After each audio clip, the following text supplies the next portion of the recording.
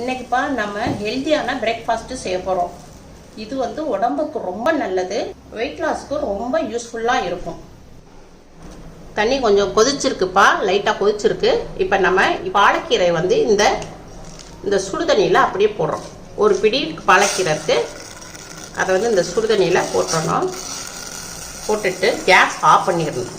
பாலக்கீரை வந்துப்பா நம்ம சுடுதண்ணியில் போட்டிருக்கோம். உடனே நம்ம எடுத்து அப்படியே இந்த பக்கத்தில் இருக்க பச்சை தண்ணியில் உள்ள போட்டுறோம். இது பச்சை தண்ணி, இதில் நம்ம அப்படியே ஊற்றிடணும். இப்படி பண்ணுறனால உங்களுக்கு பாலக்கீரையில் உங்களுக்கு பச்சை வாடை இருக்காது, கீரையில் உள்ள சத்துக்கள் அப்படியே இருக்கும். பச்சை தண்ணியில் ஒரு 5 நிமிஷத்துக்கு இருக்கட்டும். இதில் நான் 1 கிளாஸு பாசி பயிர் எடுத்து வச்சுருந்தேன். எடுத்ததில் இப்போ நல்லா கழுவிட்டு இதை வந்து நைட்டு ஃபுல்லாக ஊற வச்சிடணும். ஊற வச்சு இப்படி வந்திருக்கு. இது வந்து ஃபுல்லாக ஊறி இருக்கு. முளை கட்டணும்னு அவசியம் இல்லை, நீங்கள் ஊறினா மட்டும் போதும். எனக்கு வந்து முளை கட்டிடுச்சு. இதே கிளாஸில் ஒரு 1/4 கிளாஸு பச்சரிசி எடுத்திருக்கேன். நீங்கள் அதையும் நைட்டே ஊற வச்சுட்டேன். இப்போ இதை வந்து நம்ம எல்லாத்தையும் மிக்சி ஜாரில் போட்டுக்கிடுவோம். ஊற வச்ச அரிசியையும் போட்டுக்கிடுவோம். ஒரு 7 சின்ன வெங்காயம் அதையும் போட்டுக்கிடுவோம். வெயிட் லாஸுக்கு சின்ன வெங்காயம் தான் எடுக்கணும். ஒரு 4 பச்சை மிளகாய், காரத்துக்கு 4 பச்சை மிளகாய், ஒரு சின்ன துண்டு இஞ்சி, கொஞ்சம் திருகுன தேங்காய்.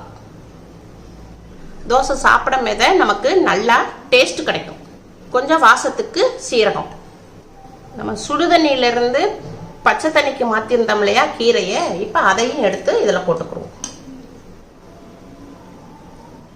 தேவையான அளவு உப்பு. இதை உங்களுக்கு நான் மிக்சியில் அடித்து கொண்டு வரேன்.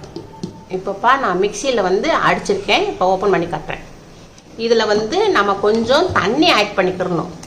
தோசை ஊற்றுற அளவு பதத்துக்கு நம்ம கொஞ்சம் தண்ணி ஊற்றிக்கிறணும். அப்போ தான் நம்மளுக்கு அடிக்க வரும், இல்லாட்டா அடிக்க வராது. இப்போ இதை வந்து ஒரு பவுலில் மாற்றிக்கணும். கொஞ்சம் ஜீரணமாகிறதுக்கு கொஞ்சம் பெருங்காயப்பொடி போடுறேன். வீட்டில் அரைச்சனால இந்த பெருங்காயப்பொடி உங்களுக்கு மஞ்சளாக இருக்குது. இப்போ அதை எல்லாத்தையும் மிக்ஸ் பண்ணிக்கிறோம். ரொம்ப கொஞ்சம் கெட்டியாக இருக்குது, லைட்டாக கொஞ்சம் தண்ணி கலந்துடும். மாவு இப்போ தோசை மாவு பதத்துக்கு இருக்குது. இப்போ வாங்க உங்களுக்கு தோசை சுட்டு காமிக்க. இப்போ கேஸ் ஆன் பண்ணியிருக்கேன். சட்டி காஞ்சிருக்கு. கேஸை சிம்மில் வச்சுக்கிடுவோம். இப்போ வந்து நான் ஒரு வெங்காயத்தை வச்சு தேய்ச்சிக்கிறேன்.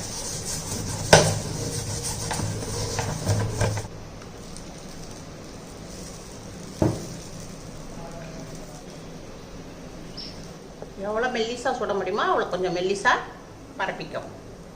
ஒரு டீஸ்பூன் அளவுக்கு கொஞ்சோண்டு நம்ம லைட்டாக ஆயில் ஊற்றிக்கிறோம். நல்லெண்ணெய் இல்லாட்டா கடலெண்ணெய் சேர்த்துக்கோங்க. ரீஃபைண்ட் ஆயில் சேர்க்க வேண்டாம்.